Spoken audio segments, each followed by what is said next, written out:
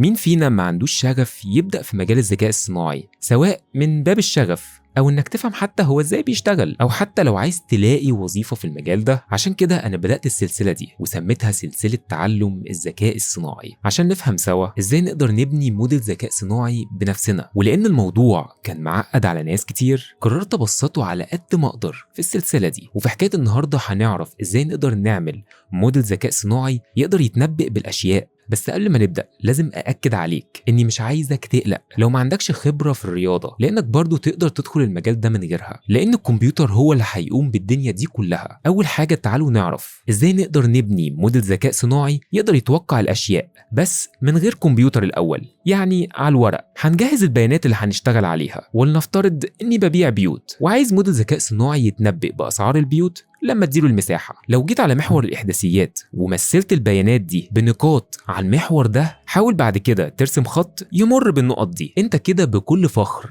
بنيت أول موديل ذكاء صناعي ليك. ودلوقتي لو عايز تعرف مساحة أي بيت هتكلفك كام، هتمشي على محور الإكس لحد ما توصل للخط ده وتشوف النقطة اللي هيتقاطع فيها مع محور الواي، وده هيكون السعر المتوقع. لكن السؤال هنا إزاي أعرف مكان الخط ده وارسمه؟ مش ممكن يكون فوق أو تحت شوية، أو يمكن مايل شوية عن المكان المظبوط بتاعه اللي المفروض يكون فيه؟ وعشان كده هي دي لازمة المعادلات الرياضية. مثلا عندنا معادلة الانحدار الخطي، لأنها بترسم لك خط مستقيم بيمر بأغلب النقاط دي، أو على الأقل يكون قريب منها. البي هي المسافة بين الخط والنقطة المركزية لمحور الإحداثيات، والإم هي ميل الخط بالنسبة للمحور إكس. وطبعا مش محتاج أقولك إنك ما تشغلش بالك بالحسابات دي قوي، لأنك مش هتعملها يدويا، بل هنستخدم الكمبيوتر بعد كده عشان هو اللي يقوم بالمهمة دي، عشان تطلع قيمة الإم والبي باستخدام المعادلتين دول، وفي الآخر هتعوض عنهم عشان تطلع لك المعادلة النهائية بالشكل ده. وبكده أنت خليت موديل الذكاء الصناعي أدق،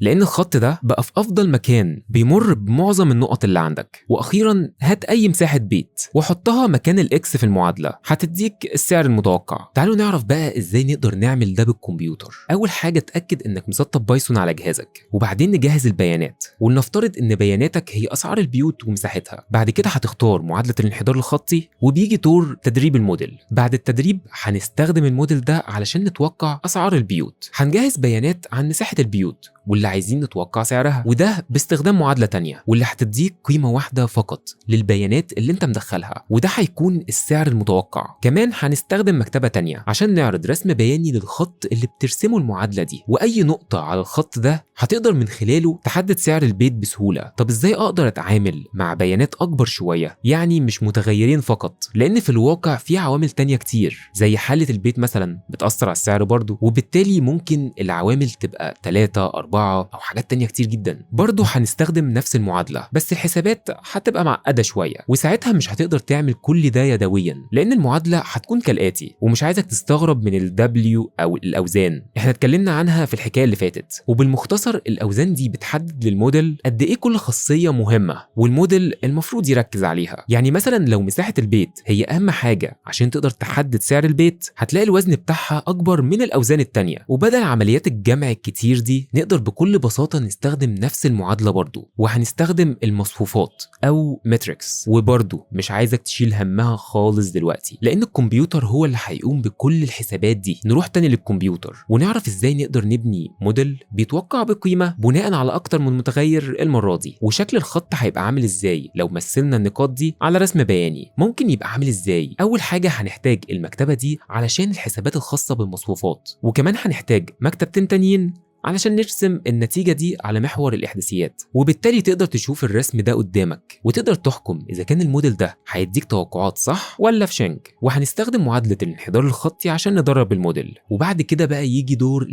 التوقع واللي هيدينا النتيجة. وبكده نكون خلصنا. وطبعا عشان اتأكد ان الموديل ده توقعاته صح لازم اشوف الرسم البياني بالبلدي، وريني هل انت عملت حساباتك صح ولا بوظت الدنيا. وساعتها لو لقيت في مشكلة هحتاج العب شوية في الأوزان اللي اتكلمنا عنها من شويه لحد ما يديك نتيجه مظبوطه، او ممكن احتاج اني ادربه على بيانات اكتر. المهم دلوقتي ده الرسم البياني للمعادله، وطبعا انا قسمتهم في اكتر من رسمه علشان بس ابسط لك الامور، لكن انت ممكن تجمعهم مع بعض وهيكون الشكل النهائي بالمنظر ده، متقسم على حسب عمر البيت. لدي احساس انك تريد ان تسال سؤالا محوريا اخر. اعطني السؤال يا صبي. والسؤال، هل كل البيانات دي لازم تبقى في خط مستقيم؟ يعني هل في حد ضامن ان الاسعار دي ما تجيش في اوقات تزيد او تقل مع الوقت، مع ان كلنا عارفين ان مفيش حاجه بترخص؟ ساعتها لازم نشوف طريقه تانية. بالفعل في معادلات كتير، لكن معادله الانحدار الخطي هي اسهل معادله تقدر تستخدمها لما هتيجي تبني موديل هدفه انه يتوقع شويه حاجات. ولكن لو عندك حب تطلع للموضوع ده، هو باختصار كل الطرق التانية بتتمحور انك تغير شكل البيانات علشان تمثل خط واحد، وبعد كده بنرجع تاني نستخدم معادله الانحدار الخطي. او في طريقه تانية اننا نبني اكتر من موديل وكل واحد يصلح للي قبليه لحد ما نوصل لادق نتيجه. ولكن غالبا مش هتحتاج الكلام ده كله في البدايه، لكن السؤال بتاعك كان حلو وكان لازم نجاوب عليه. ودلوقتي بعد ما عرفنا انا وانت ازاي نبني موديل ذكاء صناعي، ازاي بقى نستخدمه؟ تعالوا نرجع للكمبيوتر وللسكريبت اللي احنا كنا بندرب فيه الموديل. وفي الاخر هنستخدم مكتبه كل اللي عليها انها تخرج الموديل النهائي ده بعد عمليه التدريب في هيئه ملف. ولما تحب تستخدم الموديل من غير ما تعيد العمليه دي كلها، هتستخدم نفس المكتبه في اي سكريبت تاني. وطبعا لازم تنقل الملف معاك، وكل اللي عليك انك تحدد الملف بتاع الموديل ده فين، وهي هتقوم بالواجب. وطبعا مش محتاج اقول لك انك بعد كده تقدر تعمل API او موقع بسيط عشان الناس تقدر تستخدم اللي انت عملته ده. ويا سلام بقى لو حطيته في الCV بتاعك، هيبقى شكله جميل جدا. وبكده انت بنيت اول موديل ذكاء صناعي ليك، وكمان عرفت ازاي تقدر تستخدم أول وأهم معادلة من معادلات الذكاء الصناعي، وهي معادلة الانحدار الخطي. كمان عرفنا إزاي نقدر نستخدم الموديل ده بعد عملية التدريب. وعشان نقدر نحقق أعلى استفادة من سلسلة تعلم الذكاء الصناعي دي بقى، وأقدر أفيدك، فعايزك بس تكتب لي في الكومنتات أسئلتك عشان نناقشها في الحكايات اللي جاية. وبكده أنا خلصت حكاية النهاردة، لكن حكايات الذكاء الصناعي مخلصتش. وأشوفك في الحكاية اللي جاية على كودكس لاين، والسلام عليكم.